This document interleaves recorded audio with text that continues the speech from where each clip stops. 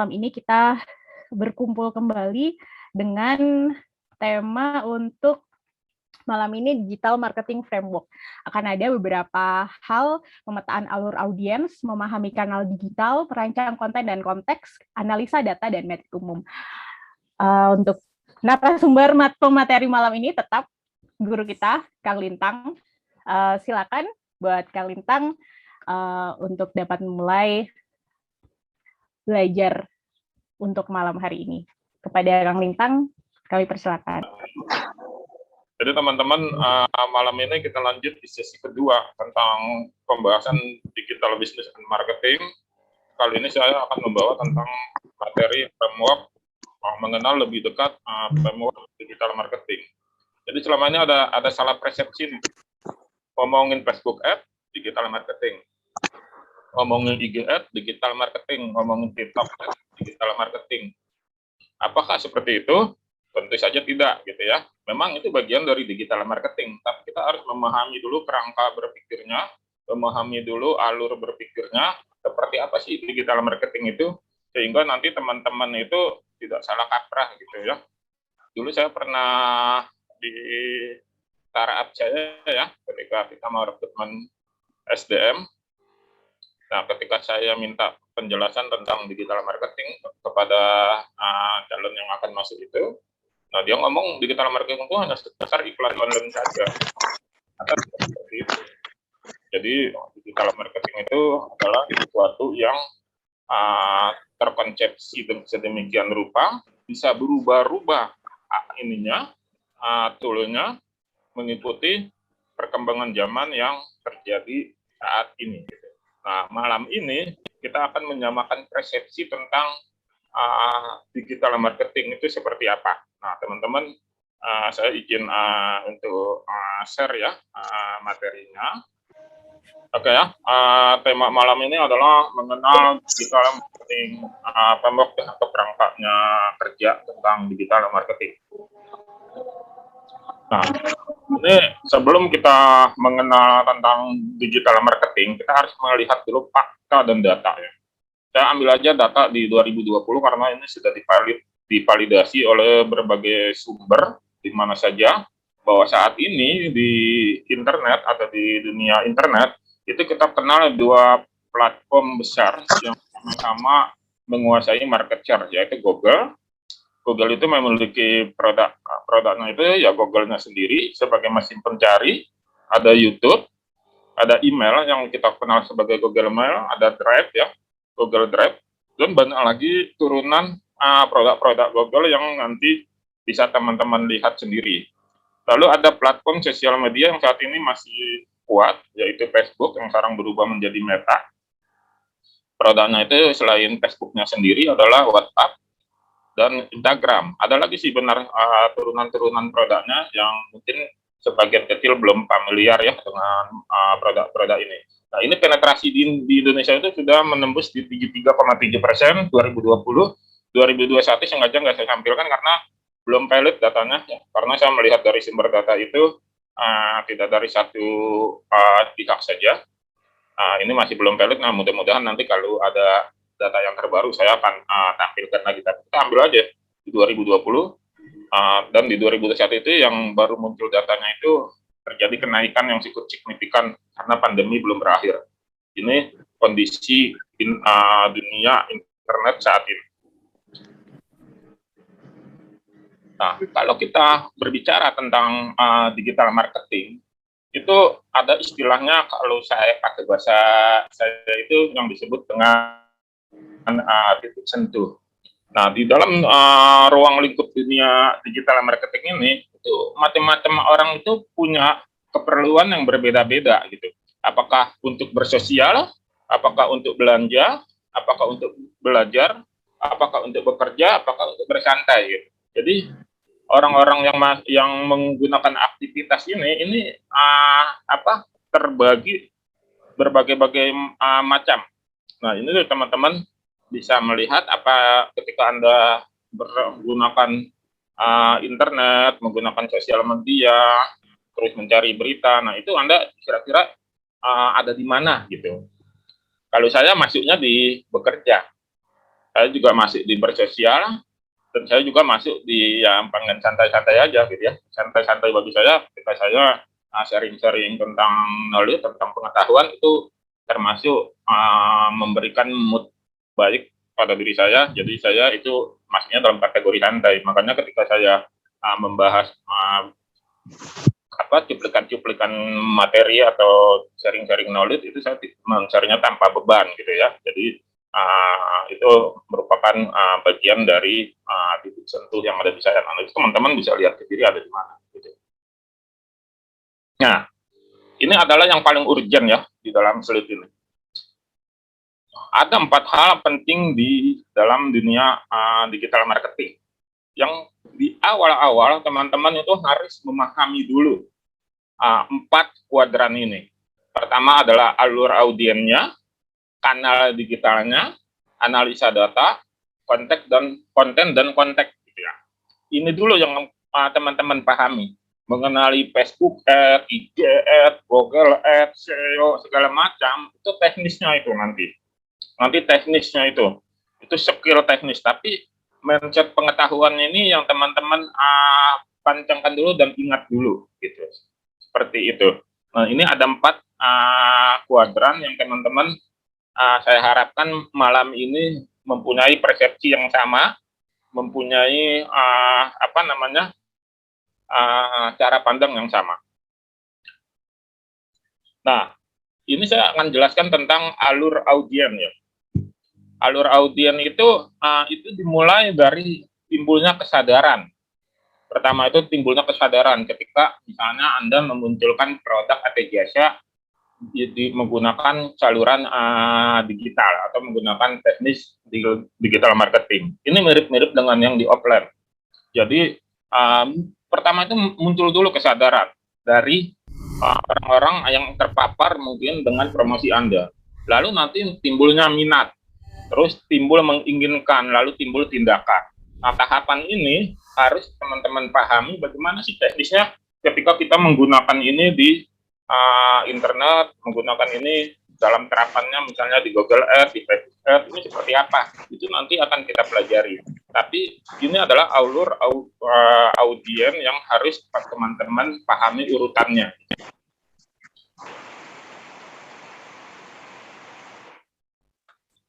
Nah, ini cara membangun ini ya, perkenalan ini ya, membangun awareness-nya ini. Nah, ini mulai dari orang itu nggak mengenali itu produk Anda itu apa, jasanya apa, gitu kan. Mulai dari tidak mengenali, terus mulai dari mengenali, terus mulai mengingat kembali, lalu ada di alam pikiran, di puncak pikiran, lalu menjadi dominan, gitu kan. Nah, ini nanti masuk di teknis yang namanya itu kalau di penggunaan SEO atau optimalisasi mesin pencari, itu kita mulai menginput kata kunci yang nanti terhubung dengan produk atau jasa yang akan Anda jual gitu kan. Nah, ini teman-teman harus pahami dulu urutannya ya. Ini sebenarnya di sini ada ini kotak-kotak ini tahu ini hilang kemana ya. Tadi saya mungkin ada keedit nih. Ini anggap aja di sini ada kotak-kotaknya ya. Ini alurnya. Nah, ini adalah tentang beberapa hal yang perlu teman-teman ketahui ya. Saya mulai membuat seperti bangunan rumah, ada pilarnya dan ada fondasinya. Saya jelaskan dulu dari awal aja, ya, dari bawah gitu kan. Kalau kita membangun rumah itu nggak mungkin atapnya ambruk lah ya. Nah, kita buat dulu fondasinya. Nah, ini fondasinya itu adalah target pasar. Jadi teman-teman itu harus tahu dulu itu target pasar. Dari mana itu mulai target pasarnya itu kita bedah menjadi tiga bagian. Mulai dari demografi, psikografi, dan segmentasinya. Nah, ini teman-teman sering tuh banyak yang cerita sama saya ya, bukan teman-teman di Manager Club di luar ya. Kang, saya iklan boncos. Kang, saya begini-begini nggak ada hasilnya. Kang, saya ini. Nah, itu ternyata mereka itu belum pas menentukan target pasarnya, mulai dari demografi, psikografi, dan segmentasi. Ada yang begitu semangatnya, begitu tahu cara beriklan di Facebook, langsung dia mengiklankan ya, tapi tidak tepat gitu. Nah, ini yang teman-teman pahami dulu deh. Mau menjual produk atau jasa itu, pahami ketiga hal ini. Lalu ada nilai inti ya, pilar pertama. Nilai inti itu adalah terdiri dari visi, solusi, aktivitas, dan atribut. Nah, nilai inti ini adalah bagaimana teman-teman itu nanti mengkampanyekan atau mengidentikan produk atau jasanya ya. Itu jasanya masih di dalam visi, jadi pengen seperti apa. Lalu apakah produk ini bisa teman-teman komunikasikan sebagai solusi. Nah, sebenarnya apa namanya? Orang itu membeli itu bukan membeli produk Anda gitu, tapi mencari solusi melalui produk Anda. Nah, itu yang harus teman-teman pahami dulu sampai sini. Lalu ada aktivitasnya, terus ada atributnya. Nah, lalu di sini juga di pilar kedua adalah tentang posisi. Nah, teman-teman harus mengetahui nih pasarnya nih. Pasar produk teman-teman itu apakah bermain di pasar atas, menengah, atau bawah, apakah produknya premium, atau produknya itu segmentasinya itu apa ya, untuk bisa di mana-mana gitu kan, bisa diterima di mana harga. Kalau materi yang pertama itu ya, itu ada di pasar retail ya, yang harganya mungkin terjangkau sama semuanya gitu kan. Nah, teman-teman juga harus menganalisa kompetitor. Kompetitor itu apakah yang produknya sama atau yang satu kategori apa. Nah, ini yang dianalisa kompetitor ini adalah apakah mereka menggunakan cara-cara digital marketing juga. Kalau menggunakan, dia menggunakan apa gitu kan. Dia berkampanye iklan, fokusnya ada di mana gitu kan. Nah, ini teman-teman harus pahami. Lalu keunggulan itulah yang nanti bisa dimunculkan di dalam produk-produk teman-teman gitu ya. Keunggulan seperti apa yang ingin dimunculkan. Lalu layanan seperti apa sih? Apakah ada purna jasanya dari produk teman-teman? Ini nanti akan dikemas menggunakan skill digital marketing, termasuk harga. Nah, kalau diibaratkan orang tuh, itu produknya itu seperti apa sih karakternya itu, atau jasanya itu seperti apa? Apakah itu bisa ada teknis bercerita atau retailing itu ya? Apakah Anda bisa mengkomunikasikan hal itu seperti itu? Jadi teknis yang di sini ini adalah bagaimana kita, jadi gini nih, apa istilahnya itu ya, kita bisa, jadi kalimat-kalimat iklan itu bagusnya itu sih bercerita ya, kalau perlu mendongeng gitu kan, tapi mempunyai konversi yang tinggi terhadap penjualan Anda gitu. Itu ada teknisnya ya, teknis untuk mengemas tulisan-tulisan dari sekian karakter dengan media digital yang berbeda-beda, yang seperti apa supaya konversinya tinggi. Begitu juga dengan visualnya, tampilannya seperti apa. Nah, ini komunikasi dan kehadiran juga sama. Lalu akan terbentuklah atapnya tuh, yang akan melihat seluruh rangkaian dari yang Anda lakukan, citranya, persepsinya, pengalamannya, loyalitas, dan advokasinya. Kita tadi sudah masuk di ini ya, penjelasan yang di awal tentang membangun brand awareness Anda. Lalu kita akan melihat tentang 3 kanal digital besar yang harus teman-teman pahami. Jadi di sini ada kanal digital tentang yang kita miliki sendiri gitu ya, yang harus kita miliki sendiri ketika Anda menggunakan platform digital marketing. Kita mulai dari yang kita punya, sosial media, website, dan database. Dan di sini juga ada nanti kanal digital yang memang kita harus mengeluarkan budget untuk berbayar gitu ya. Nah, ini teman-teman apa namanya, bisa melakukan iklan-iklan digital ya, misalnya iklan digital menggunakan Facebook Ads, menggunakan IG Ads, atau iklan di luar ruangan, atau menggunakan influencer. Nah, ini ada juga yang diperoleh ya. Ini hilang tulisannya nih. Ini mungkin kayak edit tadi ya. Nah, ini adalah media yang kita dapatkan dari orang lain. Contohnya adalah ulasan produk. Ulasan produk ini akan mempengaruhi rating, akan mempengaruhi review, lalu ada liputan media, terus ada konten yang dibagikan. Nah, ini kanal digital ini teman-teman pengen fokus di mana nih? Nanti materi ketiga minggu depan kita akan masuk dulu di sini nih. di yang dimiliki ya. Nanti kita akan fokuskan di teknis SEO ya untuk optimalisasi mesin pencari. Mudah-mudahan pekan depan kita semua sehat, bisa menyimak kanal digital pertama yang akan kita bahas. Itu memang nanti basisnya teman-teman harus mempunyai website, tapi nggak apa-apa kalau belum punya, karena nanti di dalam pembahasan itu saya akan membagi dua, website organik yang gratisan sama website yang berbayar tahunan.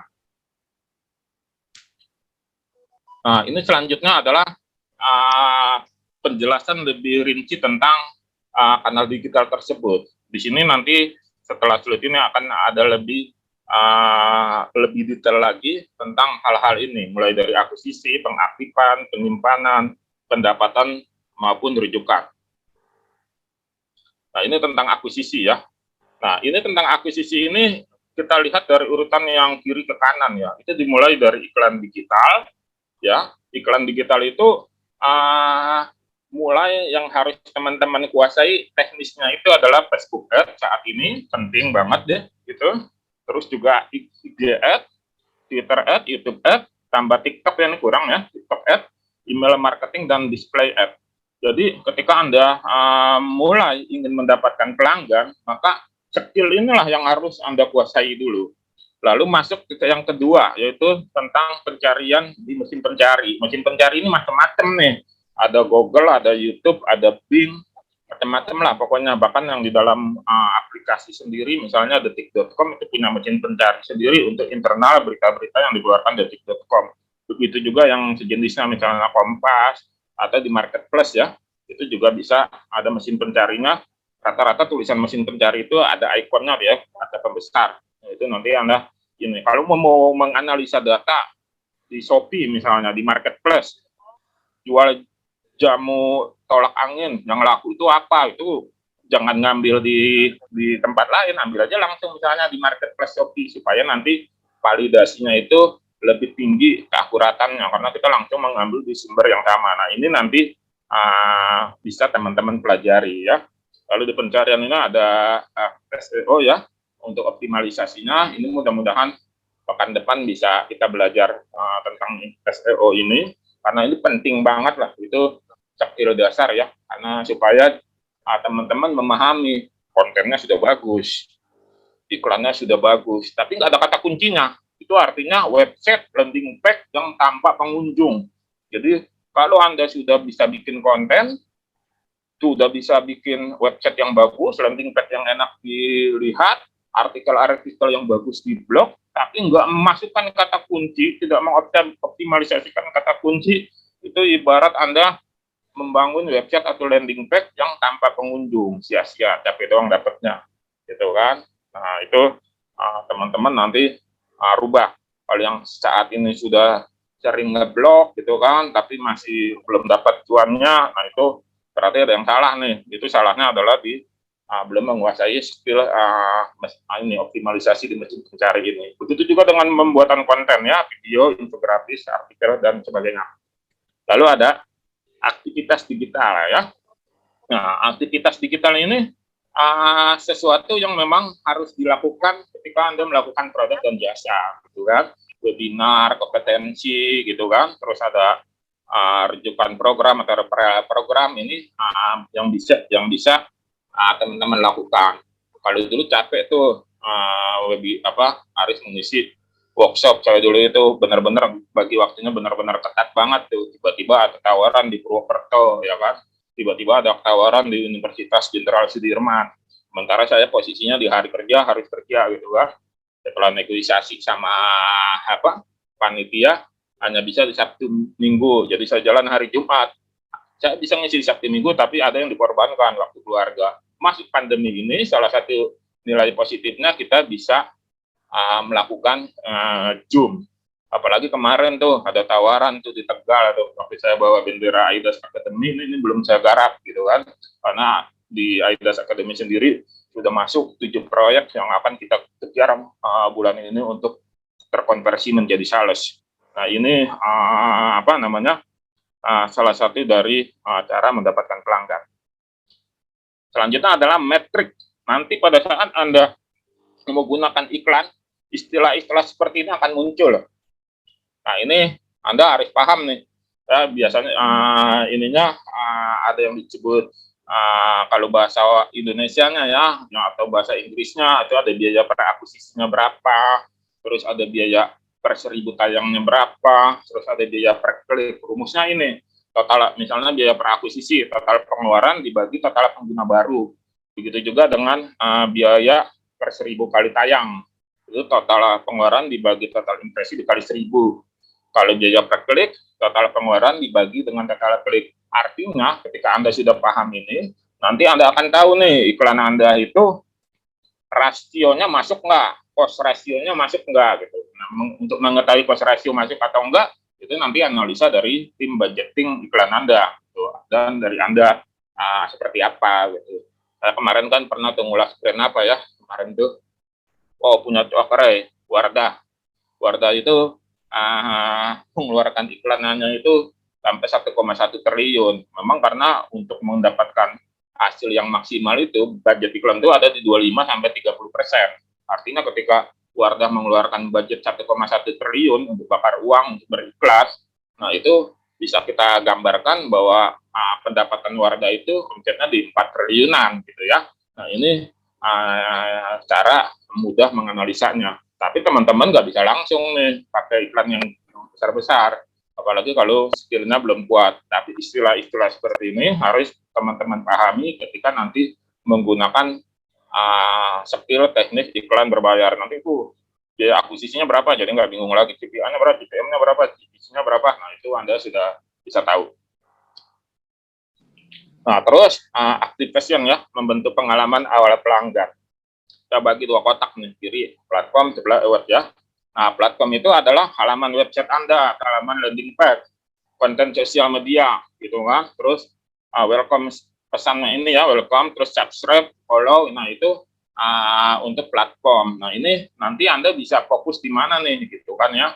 Kalau saya awal-awal membangun produk atau membesarkan sebuah brand, saya main di halaman website dan di konten sosial media dulu, supaya nanti saya bisa menginput pesan-pesan ke mesin pencari gitu ya. Jadi misalnya ketika saya jualan kaos Islam gitu kan, atau saya menjual sepatu, nah itu saya akan mengoptimalisasikan dulu tuh di sosial media untuk traffic, halaman websitenya itu untuk menampung traffic, ditambah skill SEO-nya itu untuk mendapatkan hasil yang bagus. Nah, setelah ini jalan, baru kita buat ya untuk audiens kita supaya mereka itu selalu ingat dengan brand kita. Bisa macam-macam tuh, kode promo, poin, dan momen, macam-macam lah ya. Atau kalau di marketplace, saya selalu pasang gratis ongkir karena salah satu riset orang belanja di marketplace itu tuh dan harinya yang gratis ongkir. Produknya sama gitu, harganya sama, tapi yang satu nggak gratis ongkir, orang ambil yang gratis ongkir. Nah, hal-hal ini harus Anda pahami sedemikian rupa supaya nanti pemahamannya utuh bagaimana cara menggunakan skill digital marketing. Lanjut ya, ini bagaimana cara membuat pengguna terus kembali ya. Saya bagi menjadi dua kotak juga ya, ada konten, ada layanan. Nah, konten lagi kita bisa membuat dari sosial media atau kabar berlangganan atau menggunakan artikel ya. Nah, terus dari layanan kita harus bisa juga memunculkan kualitas produk dan jasa kita seperti apa, fitur-fitur selling point-nya, harga, benefitnya seperti apa, hubungan pelanggannya bagaimana, pengalaman penggunanya bagaimana, ini harus bisa Anda tampilkan agar orang berkali-kali nih menggunakan produk atau jasa Anda. Nah, ini revenue ya. Bagaimana kita mengajak pengguna membelanjakan uang. Kita bagi 3 kolom. Kolom pertama tentang kampanyenya ya. Nah, ini macam-macam lah kampanyenya itu. Mulai dari diskon flash sale ya, atau yang misalnya harbolnas segala macam. Terus ada penjualan yang ditargetkan, ada pemasaran ulang, ada kemitraan ya. Terus ada partisipasi publik, atau kita menggunakan cashback, uang kembali sekian-sekian. Nah, fitur-fitur ini sebenarnya sudah tersedia di berbagai macam platform yang bisa Anda gunakan, misalnya di sosial media atau di website Anda sendiri, gitu ya. Nah, ini baru nanti Anda akan kenal dengan istilah-istilah seperti ini nih. Nanti kalau Anda lebih mendalami, ada ARPU ya, atau pendapatan rata-rata pengguna, itu tetap pendapatan dibagi jumlah pengguna, atau customer lifetime value ya, atau nilai seumur hidup pelanggan lah kalau bahasa Indonesia seperti itu. Ini adalah rata nilai pembayaran dikali rata pengulangan pembayaran. Nah, ini muncul loh data-data ini di dashboard nanti kalau di di sosial media, maaf, di Shopee itu nanti Shopee akan munculin tuh dashboard grafiknya dimunculin. Atau kalau website yang biasa saya buat ya, seperti yang terakhir saya buat tuh lagi Aida Small, itu nanti bisa kelihatan juga itu ininya total pendapatan kita itu hariannya dibanding jumlah pengguna itu berapa nih gitu kan. Oh ternyata pendapatan saya tinggi, ya iya karena pengguna yang ininya banyak gitu kan. Nah itu bisa kita analisa, kita ambil datanya gitu. Ya, terus referral ya, mendorong pengguna mengajak orang lain ya. Ini saya bagi 2 kolom, menggunakan program dan layanan. Programnya macam-macam lah, itu Anda sering ini lihat aja lah, Anda ATM aja tuh, itu kan hanya apa tuh, amati, tiru, modifikasi, jangan ATP. Kalau ATP itu amati, tiru, dan paste ya. Nah, kalau paste sama persis 100%. Tapi kalau modifikasi lah adalah beda-bedanya gitu kan. Nah ini Anda harus bisa bedakan. Kalau ATM itu ada sisi kreativitas, kalau ATP kita sebut sebagai plagiat. Nah ini yang harus Anda pahami. Lalu Anda juga layanan ya, layanannya seperti apa, pengalaman pengguna, rating, poin, terus fitur yang dibagikan. Nah ini Anda buat fitur-fiturnya sehingga ketika Anda menggunakan platform digital marketing tidak kosong-kosong banget gitu. Jadi Anda gunakan.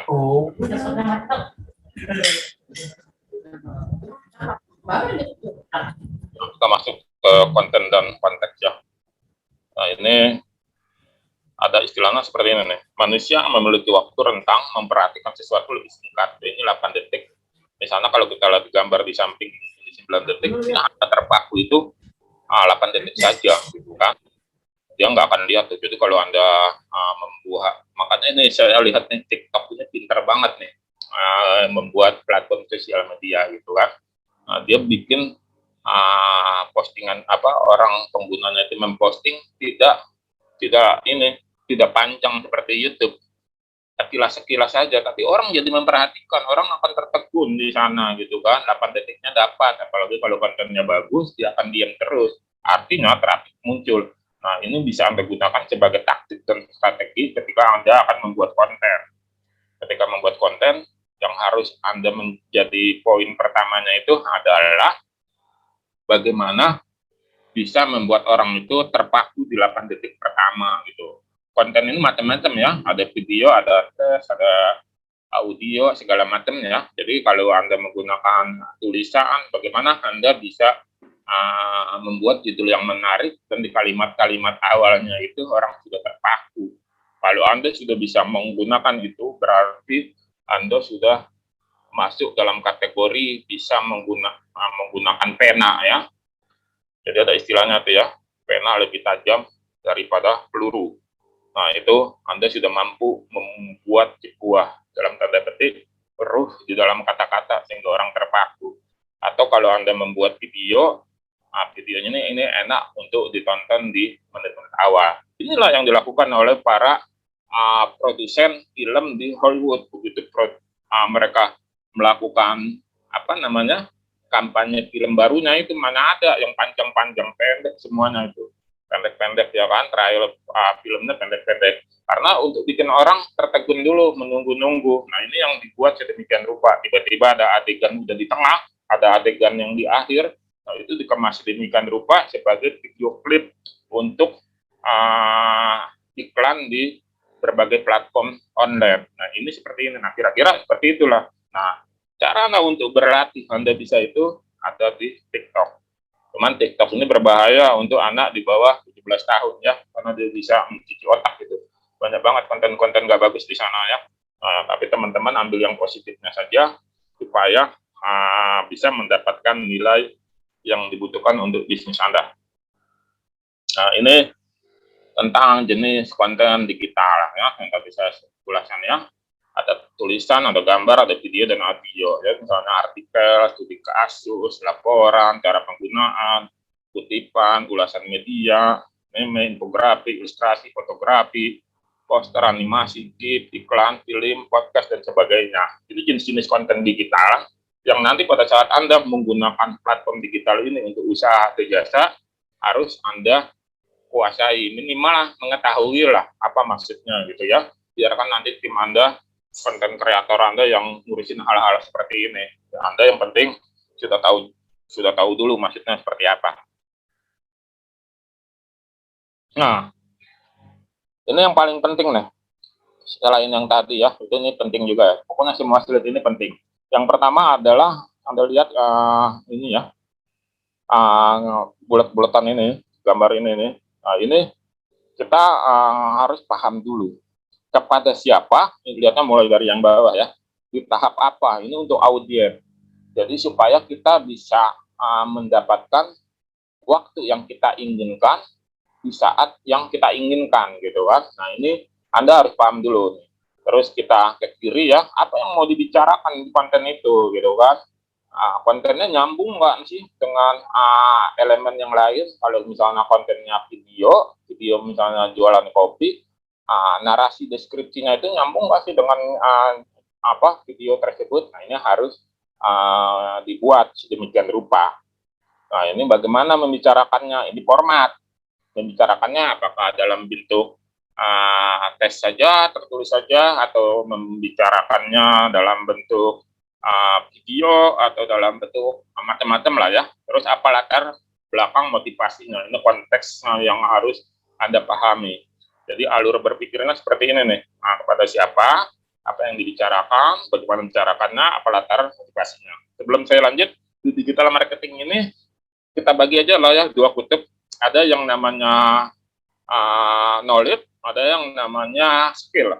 Nah, ada yang namanya pengetahuan, ada yang namanya skill. Pengetahuan seperti ini nih, tentang digital framework ini. Tapi ada yang namanya skill. Skill itu adalah bagaimana cara Anda menggunakan Instagram Ads, Facebook Ads, itu nanti kita pelajari itu. Nah, ini kelas ini panjang, 6 bulan nih. Jadi kita akan pelajari di digital marketing pertama kan kita sempat mempelajari Facebook Ads ya, itu nggak saya lepas semua materinya. Nah, itu biar nanti teman-teman bisa memperdalami dulu materi di batch kedua ini ya. Jadi teman-teman bagi menjadi dua kutub, sharing knowledge, tentang knowledge dan tentang skillnya. Ini dua-dua ini kita butuhkan dan harus kita pahami bersama-sama. Nah, ini sebagai contoh. Ini saya buat ilustrasinya seperti ini ya. Nah, ini kita coba melakukan uji coba konten dengan berbagai macam alternatif di berbagai tahapan audiens. Ini gambar A dan gambar B itu adalah indikator yang nanti bisa kita ukur ya. Ini nanti mudah-mudahan besok lah ya, pekan depan itu bisa kita praktekkan. Pekan depan tuh mau ngajarin teman-teman itu, saya itu salah satunya menggunakan aplikasi gratisan tuh yang ada di Google ya. Kita akan menganalisa kata kunci, nanti akan muncul variabel-variabelnya. Mudah-mudahan bisa kita realisasikan di pekan depan. Pekan depan berarti tanggal 1. Nah, ini kira-kira seperti ini nih, untuk masuk ke analisa data ya. Mulai kita dari mendefinisikan ukuran, menganalisa, memperbaiki, terus kontrolnya seperti apa. Nah, ini ketika kita menggunakan digital marketing, itu banyak sekali aplikasi pihak ketiga yang memberikan kita data-data yang bisa kita analisa, tergantung Anda mau menggunakannya di mana. Nah, nanti ke depannya secara ini teman-teman bisa belajar ya, seperti apa menggunakan Google Trend, terus bagaimana menggunakan mendapatkan long tail keyword. Nah, itu nanti kita pelajari bersama-sama. Nah, ini sebagai contoh ya, tentang akuisisi. Nah, di situ nanti kita akan melihat klik itu apa, impression itu apa, sampai visit itu apa gitu ya. Ini akan kita pelajari lebih detail ketika kita masuk ke dalam skillnya ya. Terus ini aktivitasnya juga seperti ini, istilah-istilah ini, itu kita pelajari sampai. Jadi gini nih, kalau saya kan profesinya salah satunya adalah web developer menggunakan Android ya. Nah, ketika Android itu kita upload di Google Play, itu nanti salah satu fitur di dalam dashboard-nya itu adalah memberikan data selain berapa banyak orang yang menginstall, tapi juga memberikan data orang yang menginstall itu apakah dia menginstall itu atau menghapusnya itu juga tersaji datanya. Itu enaknya seperti itu. Jadi kita bisa lihat nih datanya. Ketika saya waktu itu saya membuat untuk Indofarma ya, itu aplikasinya. Nah, itu muncul tuh datanya. Siapa saja yang menginstal. Memang kita nggak bisa tahu siapa orangnya, cuman kita bisa tahu angka-angkanya seperti itu. Gitu juga dengan ini rekan John, monthly activity. Nah, itu bisa kita ukur terus sampai ke value orang yang berkunjung ke halaman website Anda, itu bisa kita lihat semua datanya. Rekeningnya juga sama seperti ini, Anda bisa baca ya. Apakah kita bisa melakukan upselling sendiri atau hal yang lainnya. Nah, ini contoh nih. Ini yang akan kita pelajari nih. Teman-teman siapkan aja waktunya ya. Akan sedikit-sedikit pusing. Nanti ada website, SEO, sosial media, dan aplikasi. Lalu toolnya ini ya, Google Analytics. Ya kan? Google Console, terus ada SEO ya. SEO-nya ini kita menggunakan aplikasi-aplikasi yang ada di bawah ini ya. Ada macam-macam lah ya. Sosial media juga bagaimana menggunakan Hotsuite ya. Itu nanti kita pelajari bersama-sama ya. Aplikasi juga. Nah, tapi kalau aplikasi ini mungkin tidak akan saya perdalam dulu ya. Ini karena teman-teman harus punya skill pemrograman dulu di sini. Tapi nanti kalau saya ada waktu, kita bisa buat kelas tersendiri ya. Saya biasanya pakai bahasa Laravel atau CI untuk mendevelop sebuah website. Atau kalau untuk Android nanti bisa kita pelajari bersama-sama. Tapi kita cukup di 3 ini saja ya.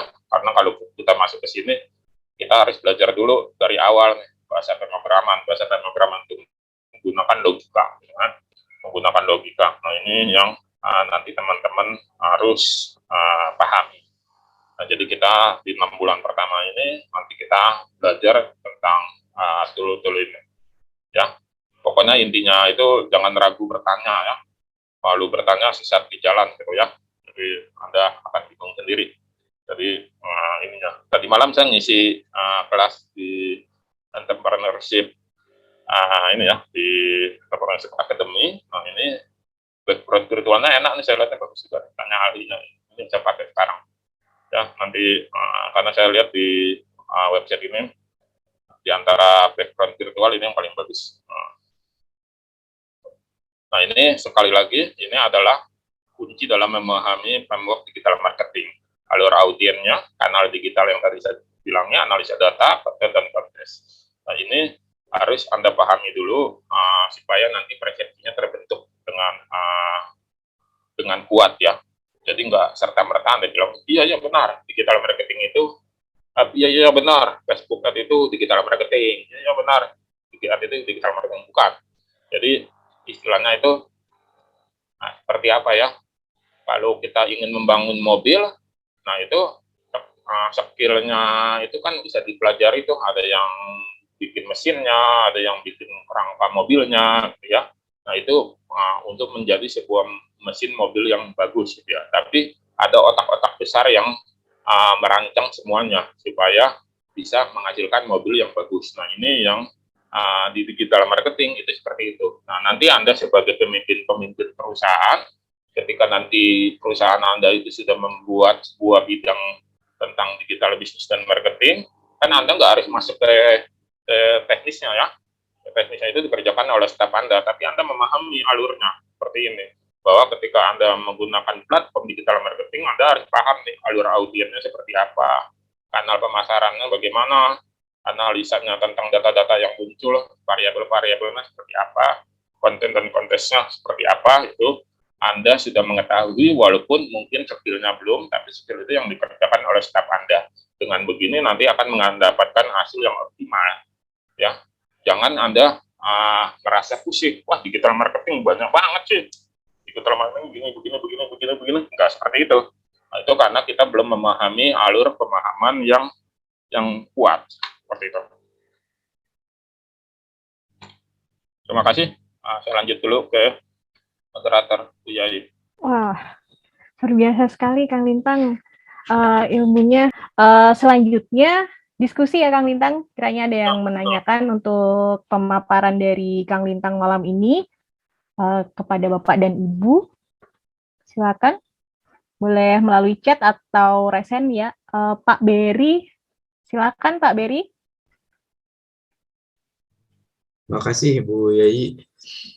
Kang, kalau saya kan bukan orang marketing, terus saya pernah beberapa kali bikin landing page atau tulisan di blog dan lain sebagainya, itu kok sulit sekali gitu, sulit sekali membuat, ya katakanlah tulisan yang kalau saya lihat di blog-blognya orang-orang kok pada enak kebaca itu ya.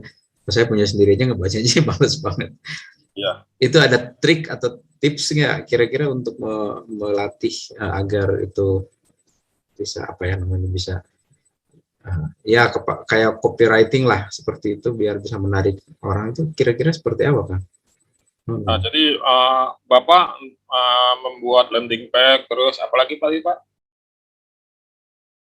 Ya nulis di blog atau apa gitu. Ya. Jadi intinya begini Pak, yang perlu kita pahami itu adalah ketika dunia internet ini ya, di awal-awal itu kan saya sudah munculkan tadi ya, saya share dulu lagi ya. Saya share, bentar ya. Nah ini di awal itu kan saya sampaikan bahwa di dunia internet itu ada dua tuh platform yang sedang menguasai, Google di kiri, si Facebook di kanan. Jadi ketika kita memposting sesuatu di internet, itu akan dirayapi oleh robot-robot mesin pencari. Robot-robot mesin pencari ini adalah yang paling dominan itu adalah Google. Robot-robot mesin pencari ini dibekali oleh algoritma untuk membaca apa sih yang diinput sama Pak Beri. Gitu kan. Pak Beri ini menginput apa supaya kami simpan. Gitu. Inputannya berkualitas enggak? Gitu kan.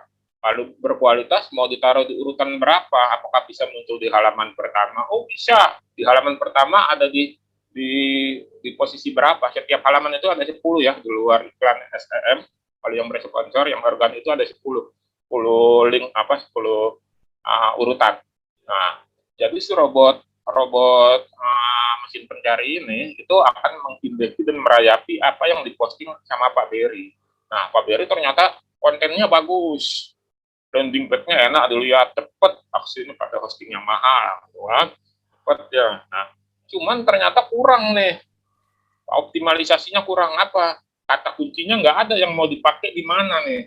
Jadi si robot ini bingung, ini mau disimpan di folder mana ini, nggak ada, Pak Beri. Udahlah, ditaruh aja di folder, mungkin dibikin di dalam Google itu folder postingan orang nggak jelas. Gitu. Itu. Tapi kalau Pak Beri optimalisasi mulai dari judul, misalnya di landing page itu jual rumah, ya kan?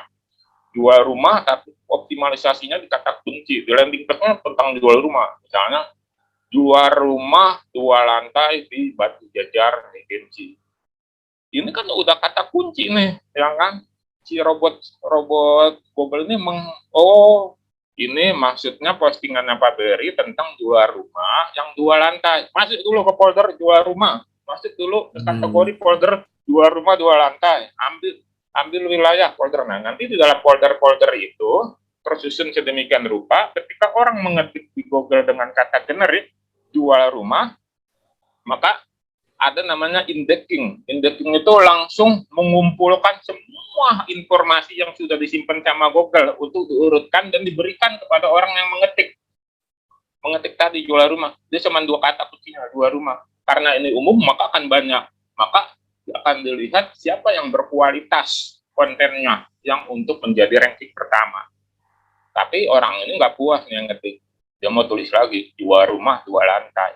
Langsung lagi processing di dalam mesin pencari itu ngumpul Dia akan mengumpulkan semua informasi jual rumah 2 lantai. Muncul di situ, mulai terlihat nih Pak Beri nih, jual rumah 2 lantai, tapi masih di halaman 10. Belum masuk di halaman pertama. Karena Pak Beri menggunakan long tail keyword, kata kunci panjang, supaya tidak bertarung berdarah-darah, gitu, maka dijelaskan sama Pak Beri itu, jual rumah 2 lantai di Batu Jajar Regensi. Ordernya khusus untuk Batu Jajar Regensi saja. Ketika itu dimunculkan, kebetulan orang yang memposting jual rumah 2 lantai di Batu Jajar Regensi, cuma Pak Beri. Muncullah Pak Beri di halaman pertama. Kata ininya, artikelnya atau landing page-nya dengan link beri.com gitu kan. Isinya tentang jual rumah 2 lantai. Jadi itu permainan SEO-nya. Nah, itu baru dari judul dirayakin sama si Google. Nah, tapi kan tadi saya sampaikan, Google atau robot mesin pencari ini mencari konten yang berkualitas. Makanya ada teknisnya nih. Ketika memasukkan kata kunci, harus ada kata kunci turunan. Nah, ini kata kunci utama dan kata kunci turunan harus masuk di 100 karakter pertama. Gitu. Ketika mengetik nih, jual rumah 2 lantai di Batu Jajar Regensi dengan harga sekian-sekian, rumah 2 lantai ini itu kata kunci turunan, udah masuk tuh. Rumah 2 lantai ini kami jual dengan full furniture. Itu sudah masuk tuh. Nah, itu diolah di 100 kata pertama untuk mendapatkan rayapan dari crawling, ya, kalau bahasa Inggrisnya itu merangkap, teman saya di kita itu diidentikan dengan merayapi, karena ada toolnya namanya Spider. Tool merayap Google itu namanya Spider, ya kan, itu merayap-rayapi. Nah, ini disimpan oleh Google. Nah, karena Pak Beri cuma sekali postingnya, tiba-tiba ada orang lain yang menggunakan kata kunci yang sama tapi rutin mempostingnya rutin. Udah gitu nggak di satu platform, tidak hanya di Facebook, dia memposting juga di Instagram, dia memposting juga di Twitter, dia memposting juga di portal-portal properti. Artinya si robot Google ini menerima informasi lebih banyak dibanding Pak Beri, gitu kan. Berkualitas banget. Nanti ada yang kita sebut namanya SEO on page, SEO off page. Kalau SEO on page itu mengoptimalkan yang dari dalam website. Kalau off page, bagaimana kita mengoptimalkan di luar website. Di luar website itu misalnya kita membuat konten yang sama persis dengan website kita, tapi kita taruh di misalnya untuk jual rumah di rumah123.com, tapi saling terkait, tautannya ada backlink-nya. Nah, terkait. Nah, ini nanti diinformasikan, oh yang bikin ininya sama nih Pak Beri nih, oh rutin ininya postingnya. Saya mempelajari SEO itu menemukan data seperti ini Bapak Ibu, ya, supaya kita punya urutan bagus di Google itu setahun itu paling sedikit kita memposting 1000 kali. Artinya sehari itu 2 kali. Nah, untuk belajar posting tanya mau biaya itu blogger ini. Dia itu blogger .com. Ya, belajar ke Bu Yayi, ya. Boleh Pak. Saya juga masih belajar sama Kang Lintang. Jadi muter aja. Blog. Saya belum dikasih nih jadi penulis tamu. Iya, nanti boleh Kang. Jualan rumah, minta jadi penulis tamu di tempat blognya Bu Yayi. Nah, ketika isi itu masukin ke websitenya, landing page-nya, link landing page-nya. Jadi ini dianggap berkualitas, saling tertaut antara website yang lain dengan website yang lain, seperti itu. Jadi selalu di email saya tuh, itu saya sering banyak tuh, Kang, jadi penulis tamu ya, untuk ini di blog saya, ya oke. Tapi saya juga jadi penulis tamu di blognya Kang Lintang ya, boleh gitu kan. Jadi kita saling menulis. Nah, maksudnya penulis tamu itu kan nyimpen link kita di sana, gitu kan, di dalam artikel kita, gitu. Nah, ini bisa bikin urutan kita ada di atas. Artinya kita akan mendapatkan peringkat yang bagus. Kalau mendapatkan peringkat yang bagus, kalau sudah di halaman pertama, Pak Beri, itu susah turunnya, ya kan? Susah. Ya kan? Kecuali tiba-tiba Anda digempur habis-habisan sama pemerintah. Rasakan banget deh. Begitu udah ada di halaman pertama, itu imunnya naik loh, Pak Wery cepat sehat. Siap, Pak. Baik, Pak. Gitu. Nah, itu terapi-terapi. Cuman harus ada yang Pak Wery pahami dan teman-teman lain pahami. Mesin pencari dan Google ini sangat membenci sekali yang namanya copy paste. Copy paste itu sangat dibenci sekali. Sangat dibenci sekali ya. Karena apa? Karena kata si robot Google, gue udah capek-capek nyimpen, lo bikin yang lagi yang sama gitu kan. Orang ini kenapa lo ikut-ikutan gitu kan. Gitu. Nah ini gue udah capek-capek dari awal, gue orang lama tuh. Jadi dia udah bisa membaca gitu. Nah di kita itu ada namanya di kelas saya itu namanya PKK, skill PKK. Skill PKK itu adalah permainan kata-kata. Jadi bagaimana artikel yang ini kita kelola, tapi maksudnya sama gitu. Orang membaca sama, tapi si robot jadi bingung gitu kan. Oh ini gitu. Nah itu ada namanya PKK. Nanti kapan-kapan kita belajar ya di sini menulis iklan supaya nanti ketika Anda pusing, ini bisa. Ini saya buktikan. Saya paling sedikit, saya paling banyak itu. Blog saya salah satunya yang kuliner itu namanya masakanhalal.com ya. Di situ isinya adalah tentang resep-resep masakan. Saya dapat dari Google tapi saya olah sedemikian rupa. Saya dapat dari Google, misalnya membuat sate padang gitu kan, masukkan lidah sapi, potong-potong gitu kan. Nah itu saya kombinasikan. Nah, lidah sapi direbus dulu, baru dipotong-potong. Nah, ini acaranya. Jadi mesinnya bisa ini ya. Tidak termasuk copy paste kalau itu ya. Diolah Pak Berry. Diolah ya. Hal-hal seperti ini gitu, tuannya gede gitu. Saya pernah dapat 37 juta sebulan, tanggal 21 cair gitu ya. Wow, baru ya. Paling kecil saya dapat 5-6 juta gitu sebulan. Tanggal saya dapat gajian tuh dari BRI. Ya, gitu ya. Ini ada jamaah BRI. Seperti itu Pak, ini sharingnya. Oke, mengerti Kang. Tapi memang perlu menulis juga perlu latihan kali ya. Ya, benar jadi, Pak Berry. Supaya mendapatkan kualitas yang tinggi itu, ketika kita benar-benar pengen yang organik ya, organik itu kelebihannya adalah gratis. Terus ininya kelemahannya adalah kita harus continue, harus berkorban waktu dan tenaga. Bayangin kalau sedikit 1000 artikel gitu kan. Kalau saya artikel saya benar 1000, tapi saya yang sudah tidak relevan lagi saya bikin dalam kategori draft di dalam blognya itu draft. Oh ini nggak relevan lagi gitu ininya. Bahkan anak saya tuh yang sekarang mondok itu sudah saya bikinin tuh, karena dia suka otomotif, saya bikinin blog nama otomobil. Jadi dia tentang otomotif, tapi belum saya diurus lagi. Udah diterima sama Google. Ininya, cuman karena ini saya takut ganggu anak mondok, nggak ini terusin lagi seperti itu. Nah ini begitu juga dengan teman-teman yang mau menggunakan landing page atau website, atau Anda fokus di lapak marketplace. Ada SEO yang harus kita kuasai, dan ini adalah bagian dari pemahaman tentang digital marketing. Nah, seperti apa yang akan Anda gunakan, maka caranya seperti apa juga gitu. Seperti itu Bu Yai, Pak Berry. Kang, terima kasih Kang Lintang. Jadi Yai, optimalisasi ini ya kata kunci Pak Berry, kemudian turunannya dan rutinitas, dan di platform mana saja kita ya 1000 kali Pak, 1 tahun luar biasa ya, harus banyak sekali. Terima kasih Kang Lintang. Ya rutinnya itu konsis ya. Kang Lintang, kemudian ini ada lagi yang bertanya dari Ibu Mira. Di Instagram kita suka lihat Linktree, mohon dijelaskan Kang perihal Linktree tersebut.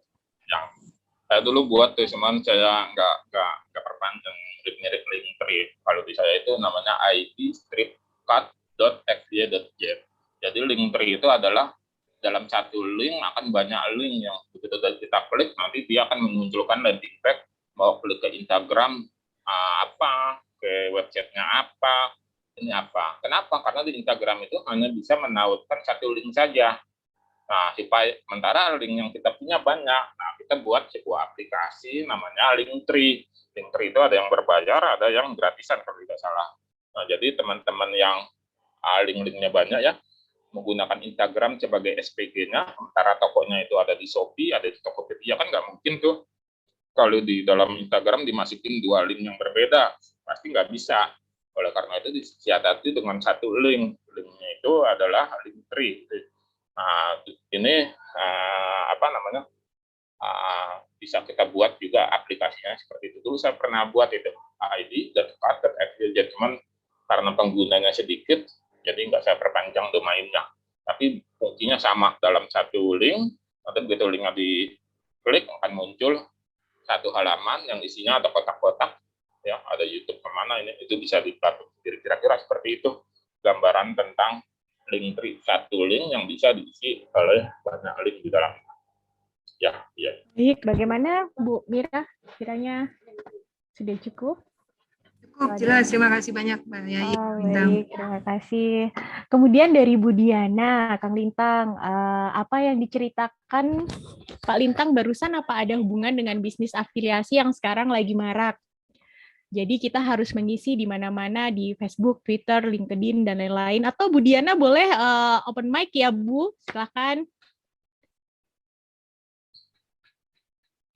Biar bisa lebih jelas.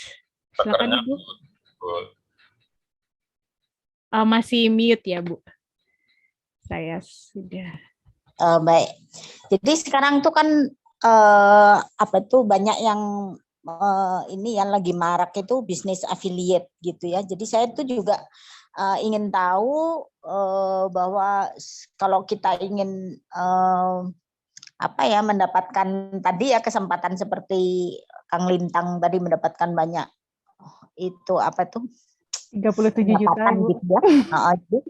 Jadi itu tuh kita tuh harus banyak posting di mana-mana, di Facebook, di LinkedIn, di Twitter, di Instagram gitu. Jadi barusan saya setelah dengar apa ini yang dimaksud gitu. Jadi gimana itu Pak Lintang kira-kira? Oke, Bu Dokter, saya manggil beliau Bu Dokter seperti ilmuwan kan, karena beliau sudah doktor, insinyur lagi, sudah doktor. Dokter Diana gitu ya. Jadi saya jelaskan ini tentang yang beliau tanyakan. Jadi bisnis affiliate ini itu mungkin perlu saya luruskan ya. Jadi affiliate itu adalah kita menjadi seorang rujukan. Jadi kita nanti bisa referral ya. Itu nanti misalnya yang paling mudah itu saya menggunakan affiliate-nya dari Niaga Hoster ya untuk hosting. Jadi ketika ada relasi saya atau klien saya ingin buat website kan butuh hosting. Nah itu nanti pada saat order di Niaga Hoster itu yang dipakai nanti link affiliate saya supaya nanti misalnya harga hostingnya itu 7 juta gitu kan. Nah saya bisa uang 2 juta karena belanjanya pakai link affiliate saya. Jadi selain saya dapat margin membuat website-nya itu, saya juga bisa dapat margin dari Niaga Hoster. Jadi saya dapat uang 2 juta nih ketika membeli hosting tersebut. Kenapa? Karena menggunakan link saya dianggap sebagai referral seperti itu. Nah, terkait tadi yang namanya saya dapat mulai dari 5-6 juta sampai yang tertinggi itu 37 juta. Nah, itu bukan bagian dari affiliate, tapi Google. Kita punya blog itu kita isi tulisan kita yang organik, yang original, yang kita copy paste, lalu kita daftarkan ke Google. Nah, sama Google akan diperiksa dulu nih hakimnya. Nah, oke nih bagus nih sesuai dengan temanya. Terus ini juga pasar pencarinya bagus. Nah, Google akan menawarkan untuk menaruh iklan-iklannya di dalam blog kita sesuai dengan tema yang kita ambil, misalnya tema tentang masakan nih. Nah, itu pasti iklannya banyak tuh, kecap ABC, ya kan, Indomie, Indofood muncul. Nah, kalau ada orang yang nggak sengaja mengklik iklan tersebut, kita akan dapat sharing profit dari Google. Karena apa? Karena orang kan masang iklan nih, Google Ads, supaya ditayangin nih di mana-mana nih ya, di semua platform. Nah, itu kan berbayar tuh ke Google. Nah, ke Google itu kita akan dikasih sharing sekian persen. Nah, lainnya satu klik itu berapa rupiah. Kalau di YouTube, YouTuber lah ya, kita kan Anda jadi YouTuber, Anda ada iklan-iklan banyak, itu klik sama kita. Ini makanya kalau channel-channel dakwah atau channel-channel tentang keagamaan teman-teman masing-masing, Itu saya sangat sarankan, diklik aja itu iklannya, terus nonton dulu di atas 10 detik. Supaya kita juga berkontribusi kepada mereka gitu. Kalau saya dengar, kalau habis subuh saya suka dengar ceramahnya Ustadz Hadi Hidayat ya di YouTube, itu muncul iklan tuh. Saya diemin, saya tonton sampai habis, saya klik tanda silangnya. Kenapa? Supaya nanti mereka itu dapat uang dan bisa digunakan untuk aktivitas-aktivitas keagamaan seperti itu. Nah, begitu juga di mana di blog, di bukan saya lihat kan jago banget nih nulis, ya kan, rupanya bukunya. Nah ini alangkah baiknya itu juga dibuat blog, misalnya diana.com, isinya tentang yang ibu kuasai. Nanti daftarkan di Google, nanti saya kasih tahu caranya. Nanti Google akan berisi itu, nanti akan kirim pin ke rumah kita tuh. Nah nanti kalau sudah ini muncul dashboard pendapatan, baru boleh diambil kalau uangnya sudah 1 juta. Kalau di bawah 1 juta, 500.000, 200.000 itu belum bisa diambil. Tapi kalau udah 1 juta, Anda datang aja. Bisa ke kantor pos ya, atau nanti bisa menggunakan masukkan nomor rekening BRI. Kalau saya masukkan nomor rekening BRI, jadi nanti setiap tanggal 21 tuh bisa ditaruh di grup-grup blogger, nanya tuh udah gajian belum? Udah gajian belum? Nanti saling pamer ya dalam tanda petik. Ya, AdSense ya, Kang. Ada. Dapatkan. Jadi sayang sekali kalau waktu teman-teman sudah bagus banyak ini tidak digunakan. Nah, ini saya menggunakan seperti itu. Saya banyak ininya. Saya kasih tahu ya, ada blog yang sebulannya itu pendapatannya 1 sampai 3 miliar. Wow. Nah, itu adalah portal islam.id. Portal Islam dulu PKS Piungan itu namanya. Itu sebulan itu dapat 1 sampai 3 miliar, tapi dia main di sentimen cara. Saya nggak mau masuk di situ tertangkap polisi kalau salah posting, diadukan. Apalagi sekarang banyak dikit-dikit adu ke polisi, dikit-dikit kena undang ITE. Tapi mereka mungkin punya tim hukum ya, jadi mereka itu ini. Terus saya dapat datanya 1 sampai 3 miliar. Orang Mana aja Kang? Piungan itu kan ada di Jogja, cuman tim CEO-nya itu ada di Makassar. Nah, jadi sebulan itu cuan tuh, ya kan, 1 miliar kan berapa 10%-nya aja kan lumayan ya, setiap bulan lagi itu. Dan begitu artikelnya artikel copy paste itu dari mana saja, cuman dia pinter masukin sumber terus di pola tadi itu, jadi nggak sama persis. Dan paling suka dia mengambil artikel-artikel dari atau tulisan-tulisan dari Facebook yang ini diambil dipasang pernah tuh ada toko rumah yang marahin portal Piungan kenapa nggak izin dengan mereka ngambilnya, dan ini diterima sama Google ya, itu luar biasa itu pendapatannya. Nah kita nanti misalnya Anda punya banyak waktu luang, itu Anda bisa gunakan hal-hal yang bermanfaat, misalnya trip ya, tentang pengalaman Anda jalan-jalan kemana. Betul. Tulisan aja, cuman ada catatannya, ada jumlah karakter batasan minimal itu 300 kata. Jadi pada saat Anda memposting itu dicek dulu tuh di bawah tuh. 300 kata nggak, jangan langsung enter. Jangan langsung posting. Karena nanti dianggap sebagai artikel yang kurang bagus. Jadi pastikan sudah 300 kata minimal supaya nanti di robot Google ini bisa mengarsipkan gitu. Jadi nanti kita berlomba-lomba seperti itu. Seperti itu jawabannya. Ya. Terima kasih Bu Diana, kiranya sudah cukup ya Ibu. Ya. Semoga jelas. Kemudian terakhir karena memang sudah pukul 20.56 kita terakhir ya dari Bu Murti, seberapa efektifkah promosi nyeleneh dengan istilah gaul S3 marketing saat ini terhadap image produk kita, Kang? Misal bikin konten yang tidak biasa atau settingan. Nah, kita sebutnya suka S3 marketing begitu ya untuk di sosial media. Jadi memang kalau di internet itu kita bisa lihat ya banyak sekali. Wah, ini bagusnya ini S3 marketing. Itu adalah maksudnya efektivitasnya itu bisa kita lihat itu dari jumlah orang yang melakukan interaksi ketika itu dipostingkan di Facebook. Jika itu interaksinya tinggi, like-nya tinggi, komentarnya tinggi, share-nya tinggi, maka itu efektif. Karena ini sudah biasa, mungkin jadi tidak efektif sekali gitu. Jadi Anda harus memikirkan hal-hal yang di luar tadi gitu ya. Jadi kalau misalnya ini sudah menjadi sesuatu yang umum, istilah S3 marketing menjadi sesuatu yang umum, maka itu tidak jadi efektif lagi gitu. Nah, kalau ini S3 marketing ini kan maksudnya supaya sedemikian rupa banyaknya orang itu bisa melihat konten kita gitu. Kalau ini diarahkan ke website atau landing page, itu bisa menjadi sumber traffic, ya kan? Kontennya bagus, berkualitas. Nah, ini harus teman-teman pahami. Ini hal-hal yang lumrah-lumrah saja bisa kita lakukan, karena ini viral ya. Nah, cuman saya punya analisa datanya seberapa banyak hal-hal yang viral dan berapa durasinya gitu kan. Kalau dulu di makanan ya, itu ada es kepala Milo gitu kan. Dengar ya, sebelum COVID ya, itu viral banget, sampai banyak tutorialnya.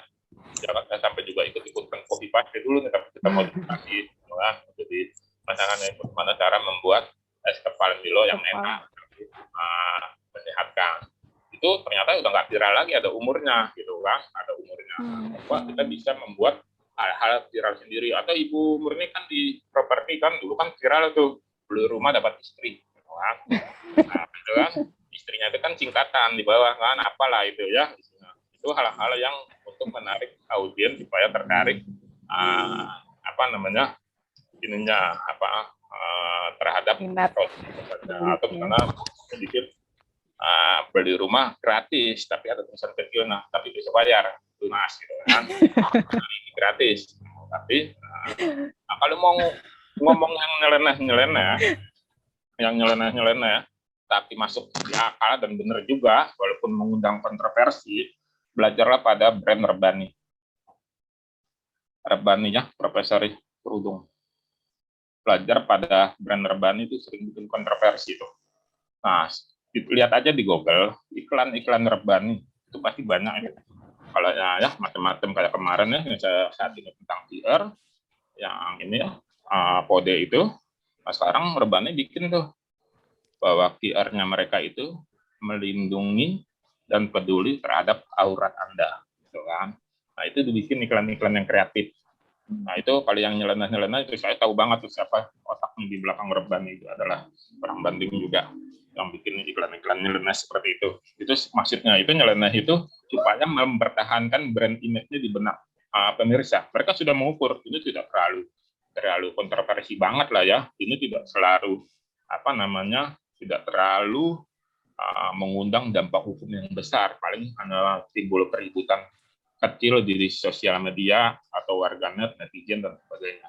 Hal-hal itu kalau Bu Murni pengen dapatkan hal-hal yang serupa, coba sering melihat iklan-iklan Rebani ya. Supaya kita bisa dapat bayangannya, lihatnya tidak hanya di Google Bu, lihatnya di YouTube. YouTube itu kan langsung video ya, jadi Ibu bisa nonton gitu ya di sana. Boleh biar ini lihat juga di YouTube.